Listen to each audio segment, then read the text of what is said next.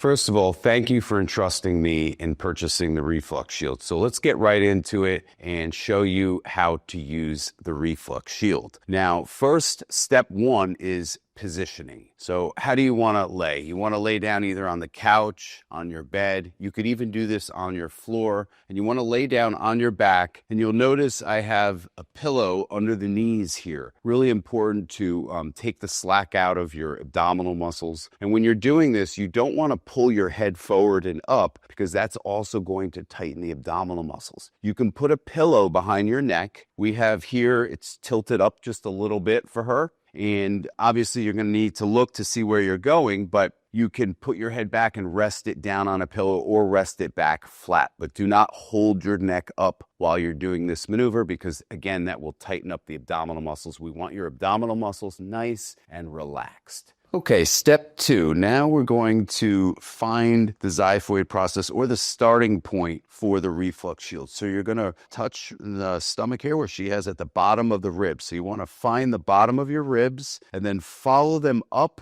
along the bottom of the rib, your hands up to the middle, and then you're going to come to a bony protuberance. And that bony protuberance is right here. And you can feel there's not much bounce there. It's solid bone. You're going to slide your finger down just a little bit till you get to the spongy part. That's your stomach. That's right where your stomach herniates through the diaphragm. That's the hiatal hernia. And that's the point where we want to start using the Reflux Shield. So this is going to be the starting point for the Reflux Shield. Now remember, some people have different types of rib cages, right? So Valentina here has a rib cage that's very narrow. So it's almost like a point. It comes to a point. Some people are going to have it more broad. Barrel-chested guys will have a broader xiphoid that could be about this wide. And other people will have it about this size, which is the average. And that's what I have personally. But Valentina has a very pointed one. So we're going to show you the variations, two different ways to do this. Now, most people, right here is her xiphoid, right where the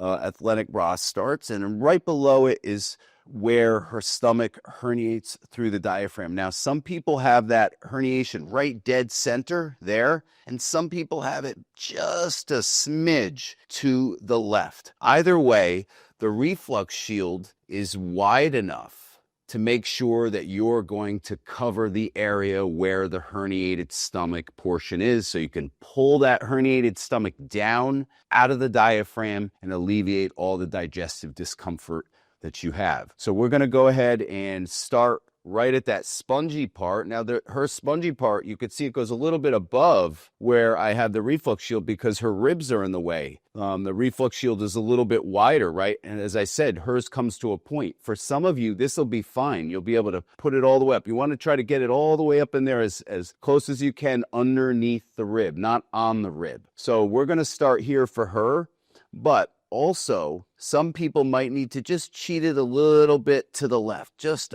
not even a full finger's width to the left, okay? But you'll try it, see what works best for you. Now, she has a rib angle, so you can see her ribs are here. I'm outlining it for you. So technically, if we really want to get up underneath that rib for her, we kind of have to go at an angle. So for people that have that pointed xiphoid process where the ribs come up to a point, you can do the maneuver, and while you're doing it, you can rotate it not even a quarter of a turn. So this Reflux Shield flattens out and then pulls the stomach down. So we're going to go ahead and start it for the center because most of you are going to just do it straight like this, and it's going to be very effective. So what we do here is we take one hand and put it on the ball, and then we want to place that device at a 60-degree angle from the stomach. And then you're going to take the second hand, put them both hands over the ball, and put pressure with both hands on top, just like that. And then you're going to press down to about a 5 out of 10 level of pain or a 5 out of 10 pressure scale. You could even go up to a 6, and you're going to push down there. And remember, you're going to keep this at a 60-degree angle from the stomach. And once you reach a 5 or a 6 out of 10 pressure or pain level, you're then going to take that stick shift and pretend like you're driving a car, and you're going to go into reverse neutral, drive, first, second gear, and you're going to scoop the hernia or scoop the stomach out. So let's go ahead and show everybody what that looks like.